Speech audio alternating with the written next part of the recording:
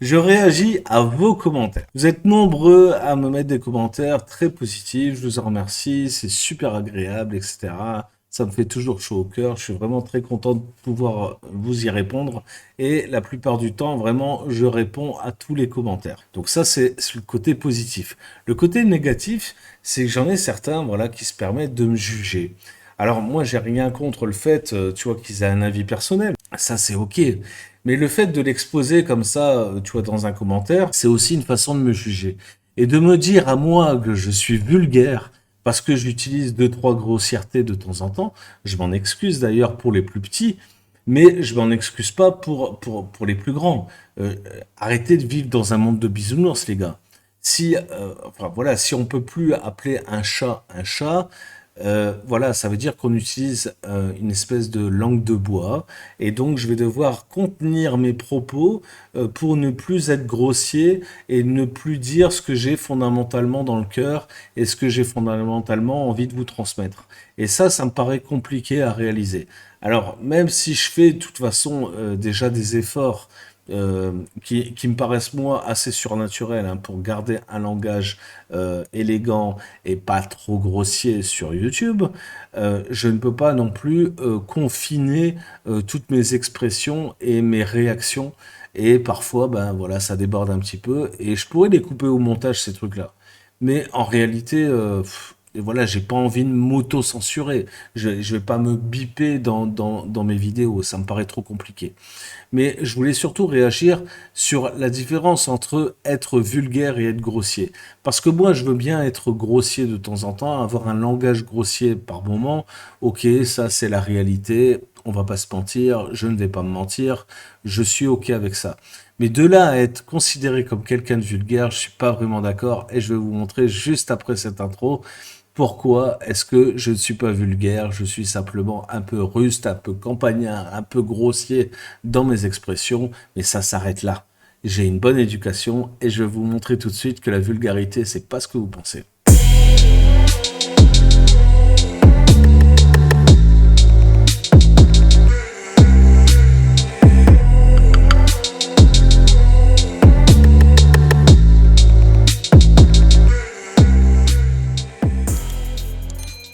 Salut à tous, c'est Seb pour Marketing Divergent. J'espère que tu te portes bien, que ton business se porte bien, bref, que tu tiens la forme et que tu as pris de bonnes résolutions en ce début d'année 2023. On le fait tous. En général, dans 3 semaines, on a tout oublié, comme d'habitude. Mais c'est un rituel, on va dire, franco-français, de prendre des résolutions au premier de l'an et puis de les oublier 15 jours après. Donc, ma foi, tu me parais à peu près normal si tu as fait ça. Moi, en tout cas, j'essaye de tenir mes engagements et j'essaye de tenir, tu vois, l'image que j'essaye de donner qui est la mienne. C'est-à-dire que je ne joue pas un rôle sur Internet, sur YouTube. Si tu me croises demain dans la rue, je suis exactement comme je suis là devant toi et j'ai un niveau de langage qui est relativement bon, mais parfois, je m'emballe un petit peu et j'ai tendance à me lâcher et à utiliser certaines expressions que j'estime grossières, donc un langage voilà, un peu parsemé de noms d'oiseaux. Voilà, j'essaie de garder tu vois, un bon langage pour t'expliquer ça. Je vais pas te donner d'exemple parce que sinon je casse un petit peu le mythe. Mais donc voilà, je suis aussi capable de m'exprimer très correctement, mais si tu veux, je dois forcer un peu le trait. Et moi, j'aime pas trop ça. J'aime bien être libre. J'aime bien, tu vois, c'est un peu ça, c'est le double tranchant de la liberté en fait. Quand tu atteins un certain niveau de liberté, bah, grâce à l'argent, tu vois, on va pas se mentir, tu vois, voilà, c'est grâce à ça. Ben, tu es capable à peu près d'envoyer bouler à peu près qui tu veux, tu vois, de dire un petit peu ce que tu veux à n'importe qui. Et je dois dire que moi, je me retiens pas du tout. Voilà, j'ai déjà pris une amende parce que je donnais ma façon de penser à un gendarme en France. Tu vois, donc voilà. Alors, lui, il a vu ça comme un outrage à, à quelqu'un des forces de l'ordre. Je sais pas comment ils appellent ça exactement. Donc voilà, j'ai pris un outrage, j'ai pris, je sais plus, 135 euros d'amende parce que je lui ai donné ma façon de penser. Mais si demain je devais recommencer, je recommencerai. Et je peux te dire que je recommencerai autant de fois que je le trouverai nécessaire. Moi, je suis un peu le l'abruti de service, tu sais, dans les trois frères, tu vois. Je suis capable de demander à un huissier, c'est combien la claque dans la gueule, quoi.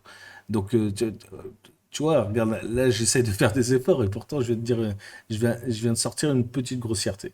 Donc, tu vois, je vais t'expliquer comment est-ce que je vois les choses et pourquoi est-ce que pour moi le langage grossier n'est pas un problème dès l'instant où tu es sincère.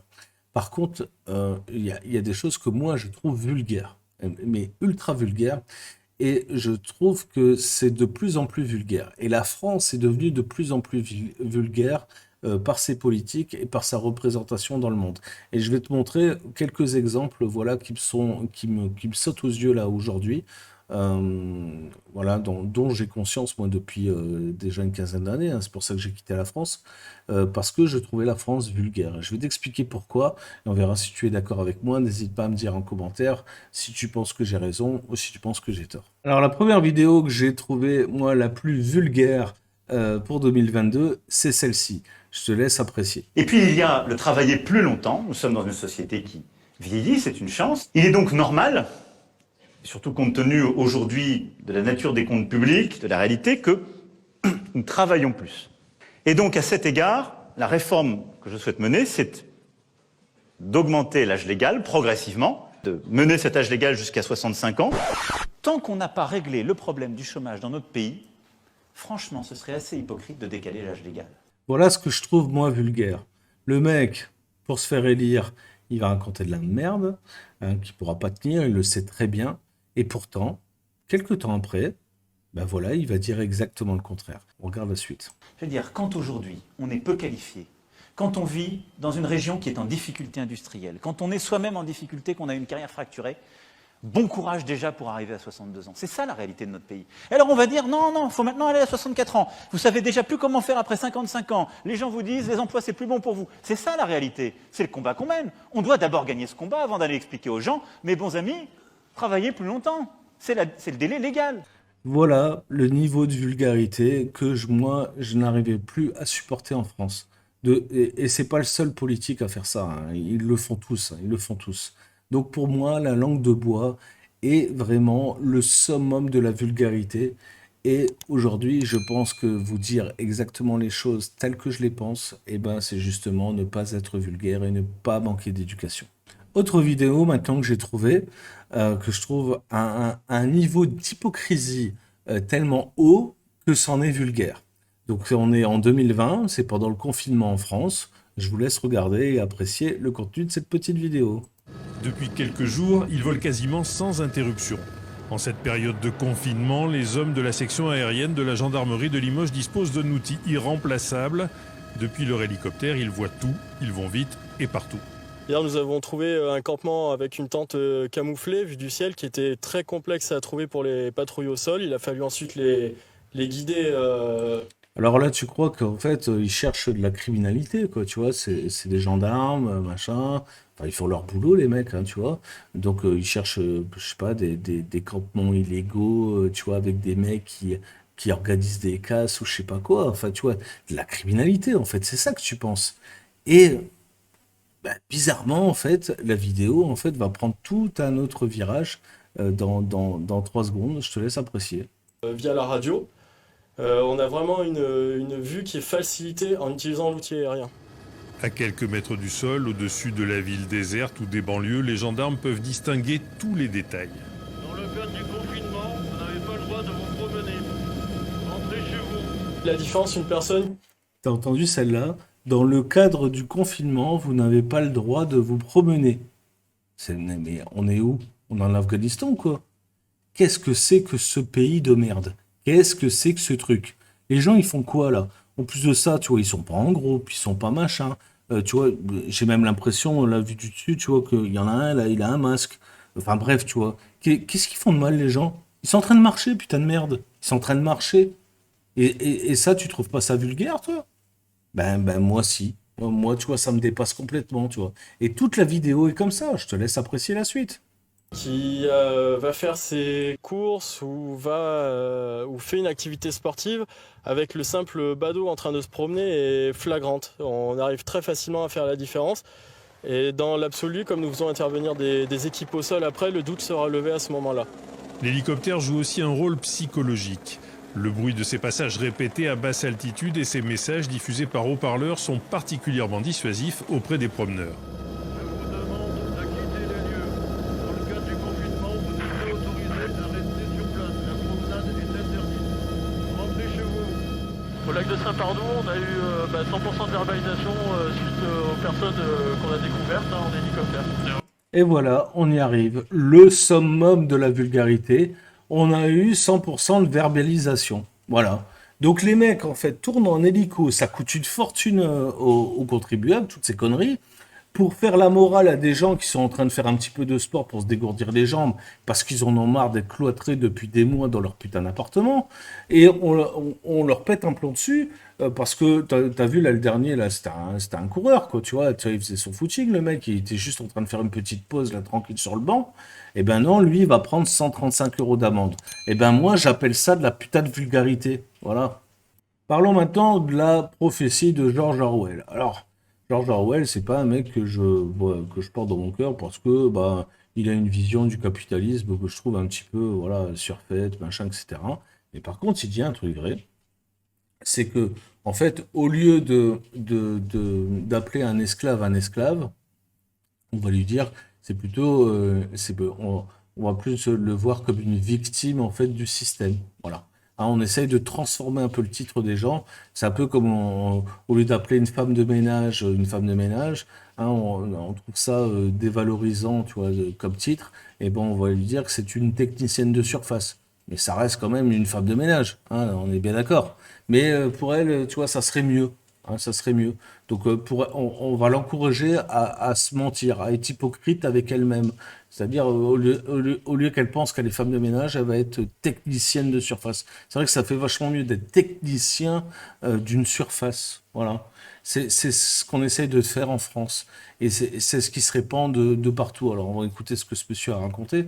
Mais voilà, même si je suis pas d'accord avec tout, je suis en tout cas d'accord là-dessus. On est en train de populariser l'hypocrisie. Et ça, c'est hyper vulgaire. La prophétie de George Orwell se trouve réalisée aujourd'hui. C'est-à-dire qu'on nous a peu à peu supprimé tous les mots négatifs du vocabulaire qui nous permettait de nommer négativement le capitalisme et donc de le penser négativement, et qu'on nous les remplace par des mots positifs. À partir du moment où on n'a plus que de la pensée positive, on n'est plus en démocratie, puisqu'on ne peut plus penser les contradictions du capitalisme. À partir du moment où on ne peut plus nommer quelqu'un un exploité, mais qu'on est obligé de l'appeler un défavorisé, cette personne n'est plus victime d'un exploiteur, c'est juste quelqu'un qui n'a pas eu de chance. Et donc on s'est dit qu'il fallait absolument qu'on commence à se défendre, sauf que nous n'avons pas les moyens, aujourd'hui nous n'avons pas encore inventé les moyens de nous défendre contre du langage positif. Comment est-ce qu'on se bat contre la démarche qualité? Vous êtes contre la qualité, vous? Hein, démarche qualité, c'est des gens qui se suicident aujourd'hui dans un certain nombre d'entreprises, puisque c'est pas une démarche qualité, c'est une démarche productivité, bien sûr. Comment est-ce Donc là, on fait référence aux mecs de chez Orange et chez France Télécom qui se jetaient par la fenêtre. Hein. Je trouve ça encore plus vulgaire que même l'idée de la prophétie de George Orwell. Bah voilà, je sais pas ce que t'en penses, dis-moi ce que t'en penses en commentaire, ça m'intéresse. Alors maintenant, on passe sur un sujet d'actualité que je trouve on ne peut plus vulgaire, c'est l'exploitation de la détresse des artisans boulangers. Alors ça, tu en vois de partout. Chez Hanouna, BFM TV, CNews, machin. Bref, sur toutes les chaînes, on voit des artisans boulangers qui témoignent de leur misère suite à l'explosion de leur facture d'électricité. Je trouve ça d'un vulgaire, mais c'est incroyable. Alors je dis pas qu'ils doivent pas crier leur colère, c'est pas le problème. Sauf qu'il y a personne pour les entendre. Et ça, c'est la réalité. Donc moi, ce que je trouve vulgaire, c'est que les gens, les sachants en fait, ne sont pas là pour les aider et leur dire, ben écoutez, pour vous soutenir, on va vous aider à changer de métier. Parce que clairement, bah, votre activité, là, dans votre petit village, bah, ça fonctionne plus. Alors c'est malheureux parce que, voilà, toutes les boulangeries, tu vois, de village, machin, risquent de disparaître. Mais c'est comme ça. C'est comme ça, c'est tout. Je veux dire, le français moyen, il n'est pas prêt à payer sa baguette 5 euros. Donc au bout d'un moment, bah, c'est plus rentable, et ben on change d'activité, et voilà, c'est comme ça. Et ça, c'est la réaction normale d'un chef d'entreprise. Demain, si mon activité n'est plus rentable, je change d'activité. Voilà, c'est comme ça que ça fonctionne. Et ce sont les chiffres qui décident. C'est pas les bien-pensants où on devrait avoir pitié des artisans boulangers. Je sais pas, quand il y a des artisans plombiers, des artisans électriciens, des artisans maçons, des artisans machin, qui mettent la clé sous la porte parce qu'on leur a volé leur marché public ou parce que l'État a mis 120 jours à les payer et que eux, leur traite, tu vois, elle tombait à 30 jours, ben bizarrement, tu vois, on a le soutien de personne, quoi, tu vois. Hein, pendant la crise sanitaire, tout le monde a perdu du fric. Tout le monde, tout le monde, tout le monde. Il n'y a aucune entreprise en France qui n'a pas perdu d'argent. Et pourtant, ben, voilà, aujourd'hui, on parle de la détresse des boulangers. Alors moi, je les soutiens, par principe, en disant, bon, bah voilà, c'est pas normal ce qui leur arrive. Mais les gars, réagissez en tant qu'entrepreneur, en tant que chef d'entreprise. Si votre business n'est plus rentable, soit vous améliorez votre business et vous arrivez à le rendre rentable, soit vous arrêtez et vous passez à autre chose. Vous n'allez pas vous ruiner jusqu'à la fin des temps comme ça et aller crier mendicité comme ça sur les médias. En plus de ça, ces gens-là vous exploitent, hein. Ça fait le chou blanc en fait de tous ces médias pourris là. BFM TV et compagnie. Pourquoi ça tourne en boucle partout? Parce que ça fait de l'audimat, c'est tout. Voilà, vous faites pleurer dans les chaumières, c'est bien. Et ben, ça fait de l'audimat à BFM TV. Et eux, sont en train de se gaver sur votre problème. Alors, moi, je vous le dis, je vous le redis, venez me voir, j'ai une solution pour vous. Ah, il faudra vous former, il faudra travailler, mais il y a aussi du business autre part, autrement. Voilà, ou exportez-vous, expatriez-vous, des boulangers dans le monde entier, on en cherche de partout. Et les factures d'électricité sont pas les mêmes qu'en France. Voilà, réfléchissez. On regarde quand même ce que ce monsieur a à nous dire. C'est devenu fou, c'est affolant. Comment on peut laisser faire ça en France? Des artisans qui travaillent, qui font vivre des communes, des villages qui sont un lien. Justement, nous étions là pendant le Covid. On était tous les boulangers étaient ouverts, on était là auprès de vous, on était un lien, on était là pour vous donner votre pain, vos gâteaux. Ok, donc là maintenant, il faudrait avoir pitié. Faudrait avoir pitié d'eux parce qu'ils étaient d'intérêt public pendant la crise Covid. Est-ce que tu vois un petit peu le niveau de vulgarité de ce cher monsieur qui, à mon avis, en fait, a été influencé, tu vois, par les médias pour aller raconter ça? Parce que là, il est en train d'essayer de faire pleurer dans les chaumières pour qu'on fasse quoi? Pour qu'on vienne chercher une baguette à 5 balles chez lui? Enfin, je comprends pas bien l'intérêt de cette interview. Et nous, aujourd'hui, c'est nous qui avons besoin de vous, les citoyens, pour que on puisse vivre, pour qu'on puisse continuer à vous faire plaisir, à vous donner du pain et de la pâtisserie. Aujourd'hui, c'est un appel au secours que je fais. Je demande au gouvernement d'agir et plus que ce qu'ils nous ont proposé, un amortisseur de 20%. 20% sur ma facture, monsieur, ça fait à peu près 2400 € et c'est 9600 € à trouver. C'est toujours de trop pour moi. Bon voilà, c'est vulgaire, j'en ai marre, je peux pas regarder ça plus longtemps. Le mec, il est en train de faire un appel à la pitié. Tu vois, pour qu'on fasse quoi, en fait? Faut lui envoyer des dons, faut faire quoi? Il a fait une cagnotte litchi. Enfin, je comprends pas bien, en fait, l'intérêt de ce truc. Pourquoi est-ce que ça existe? Moi, je comprends pas. Je trouve ça d'une vulgarité énorme. Voilà, je trouve ça aussi vulgaire que les mecs qui se baladent avec leur fric, tu sais, comme ça en vidéo. Voilà, pour moi, tout ça, c'est vulgaire. Voilà, la vulgarité, elle est là. Bon, je voulais terminer cette vidéo avec un extrait de la tirade de Roland McDan, qui est un comique que tu connais probablement pas, une vidéo de 1981 qui est toujours d'actualité et qui s'intitule Les Rois des Fous. Les Rois des Fous, c'est un texte qui explique qu'on vit dans un hôpital psychiatrique géant à ciel ouvert et qu'on est dirigé par des fous qui ne cherchent qu'à nous nuire. Donc tu chercheras la référence sur internet, tu la trouveras assez facilement et tu verras voilà pourquoi est-ce que je voulais mettre cette vidéo à la fin de celle-ci, mais YouTube m'en a empêché pour une histoire de droit d'auteur, etc. Donc voilà, j'ai coupé et je te fais cette courte conclusion à la fin dans laquelle j'aimerais te remercier d'avoir regardé cette vidéo jusqu'au bout. Je voulais te rappeler que bah, voilà, tu peux donner ton avis sur la chaîne, je réponds à peu près à tous les commentaires, même à tous les commentaires, sauf que maintenant je vais répondre uniquement aux commentaires constructifs. Donc, si tu as quelque chose à me dire, sois constructif dans ce que tu dis. Comme ça, je te réponds, il n'y a pas de problème.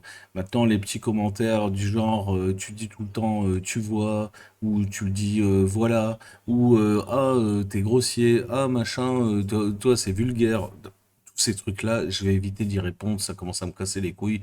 Je parle comme je parle. Si tu aimes, tant mieux. Si tu aimes pas, bah écoute, trace ta route. Qu'est-ce que tu veux que je te dise? Je pense que tout ça, ça ne trompe pas mon message, ça ne trompe pas la qualité de ce que je raconte dans mes vidéos. Donc voilà, si tu apprécies, tant mieux. Si tu apprécies pas, bah écoute, tant pis.